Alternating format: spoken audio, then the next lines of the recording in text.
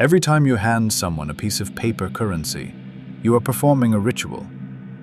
You probably do not think of it that way.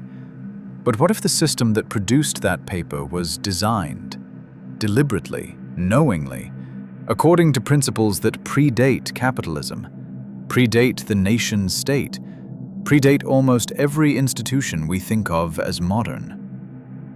What if money is a spell? And what if it only works because you believe in it?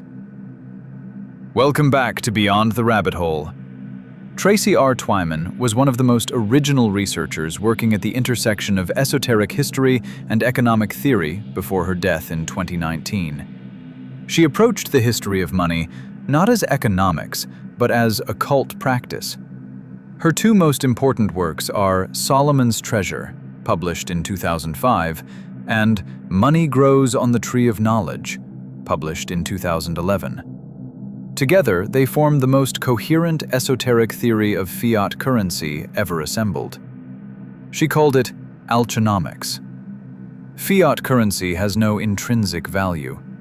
It is worth something because a central authority declared it to be worth something. The word fiat comes from Latin. It means "let it be," by decree. And Twyman noticed that this is precisely how creation works in the Western esoteric tradition. Not through physical process, but through spoken word, through the concentration of will. The Hermetic principle of correspondence, as above, so below, holds that what operates at the cosmic level of divine creation operates identically at the human level of institutional decree. The Federal Reserve Board deciding that numbers now mean something they did not mean yesterday. The alchemist standing over the Athanor incanting transformation. The mechanism, she argues, is identical. Only the costume has changed. Classical alchemy transforms base matter into gold through solve, dissolution, then coagula, fixing the volatile into the stable, then multiplication. Twyman mapped this directly onto fractional reserve banking. Debt is the base matter. The ability to lend far beyond actual reserves is the multiplication. The entire operation is a philosophical transmutation performed inside a legal framework most people never examine. She traces the chain of transmission from ancient temple economies of Mesopotamia and Rome forward through Solomon's Temple, through the Knights Templar, who invented modern banking in the 12th century, through the Freemasons who designed American currency, to the founding of the Federal Reserve in 1913. Each transmission carried the same knowledge. Money is not a neutral medium of exchange, but a magical instrument. The Rosicrucian current running through early Enlightenment thought contributed directly to the symbolic architecture of the American founding, embedding alchemical and Hermetic principles into the very design of its currency and institutions at the moment of their creation. The dollar sign is, in Twyman's reading, an alchemical glyph, tracing to the Caduceus, the serpent wound staff of Hermes, patron deity of alchemy, commerce, and transformation.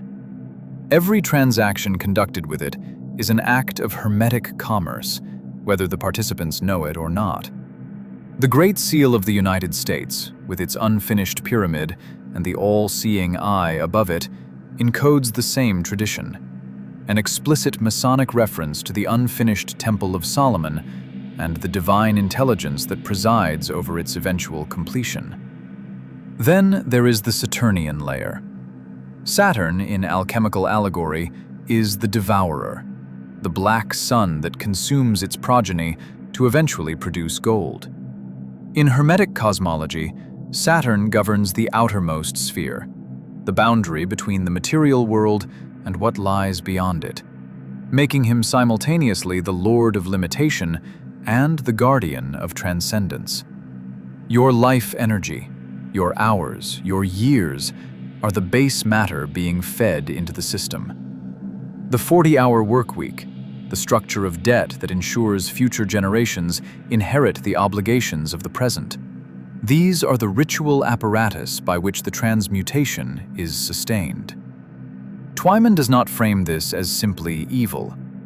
She frames it as the successful application of very old knowledge by people who understood Hermetic principles and built institutions around them. And it works precisely because enough people believe in it.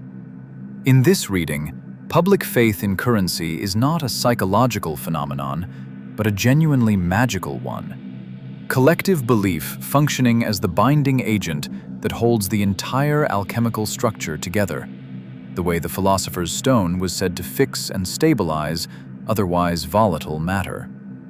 She died in July 2019 at 40 years old. The death was ruled a suicide.